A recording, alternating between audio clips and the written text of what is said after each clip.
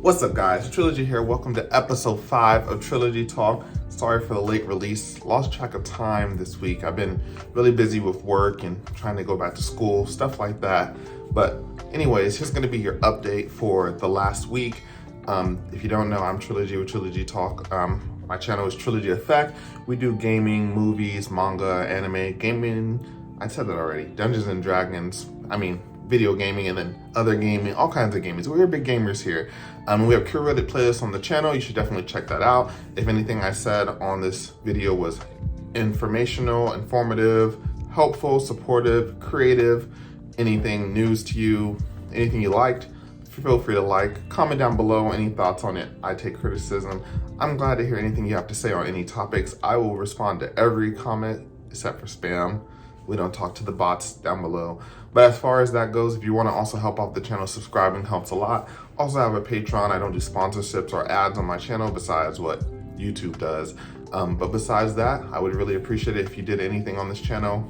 Still growing, and I appreciate any feedback. With that said, let's jump into episode 5 of Trilogy Talk.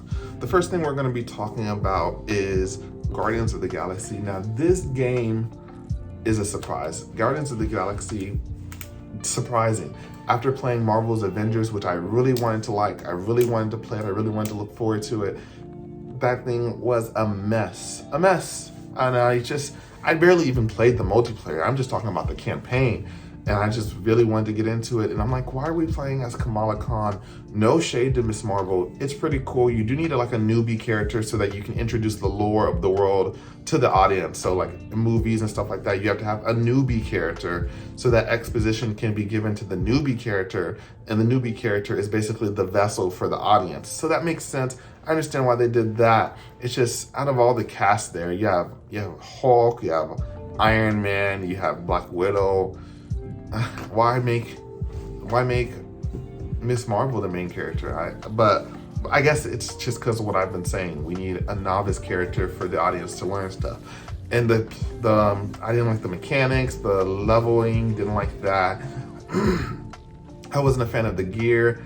Now the costumes, say what you want about the game, but there are some beautiful costumes in this game. It's just, they all cost money, so it doesn't matter. It's like, you put this beautiful thing out there, but it costs $30. And it's just like, no thanks, no thanks. I wasn't a big fan of that. But as far as that goes, when I picked up Guardians of the Galaxy on sale for $30, because I was not about to pay $60 for another Square Enix game after the last time, but I needed a new game and it was on sale, so I got it, and boy, was I blown away of how good this game is. As far as that goes, the story is definitely the strong point of this game. I definitely like the story much better than the combat. It has kind of like, what did Jesse say? What's the other game? Oh, I'm sorry. Dragon Age feel where it's not quite as Frozen, but you can direct your other players, your other teammates to make attacks and stuff like that. And I said in my other video on it that I had never really played a game like that. But then Jesse was like, yeah, you have. You played Dragon Age Inquisition?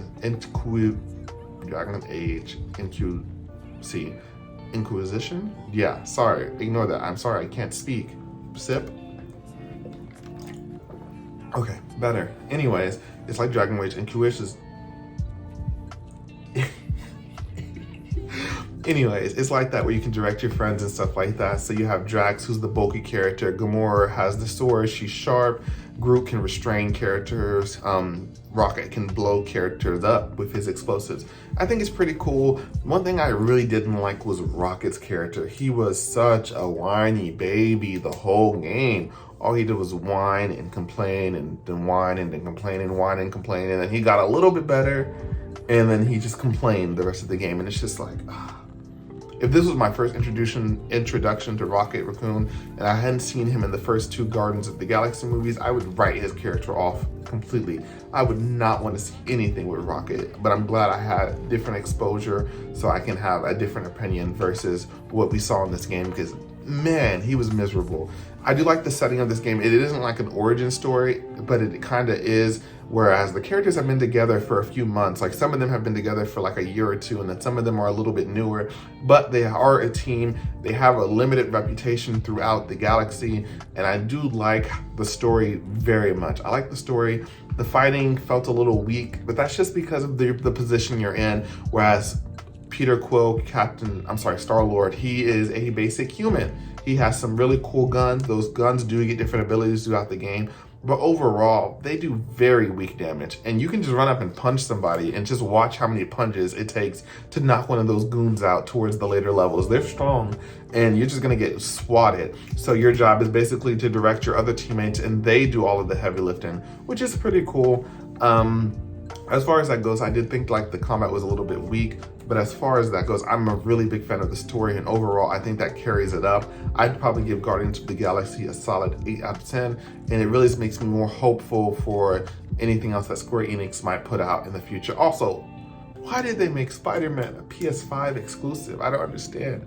I love Spider-Man, and I really wanted to play it on PS5, but I ended up getting it for the Xbox just because at the time, I didn't think I was ever going to get a PlayStation 5, and I needed a game to play, so I bought it, and I was like, RIP Spider-Man, I'm never going to get him. And he finally did launch, and I heard he sucks, so I really didn't miss out on too much. And then it's not even the same Spider-Man from the Marvel's Spider-Man game, even though this is Marvel's Avengers. It's a different Spider-Man. I'm just like, what's going on with the IPs and the trademarks and whatever is stopping them from making this the same Spider-Man? And every time they launched an expansion, I tried to play. I tried to play with the Hawkeye expansion. I tried to play with the Wakanda expansion, which I heard was really good, but that might have just been Black people loving Black people content. It's possible. I really wasn't a fan of any of it, and I was really surprised with Guardians of the Galaxy. If you like games that have a really good story and you haven't played any, I haven't played any good solo games in a while that I've sat down and finished. And Guardians of the Galaxy, it's really good. It's really good. And I didn't do a top 10 games of the year video. Maybe I should do that. That's a pretty good idea. But Guardians of the Galaxy would probably be up there for me.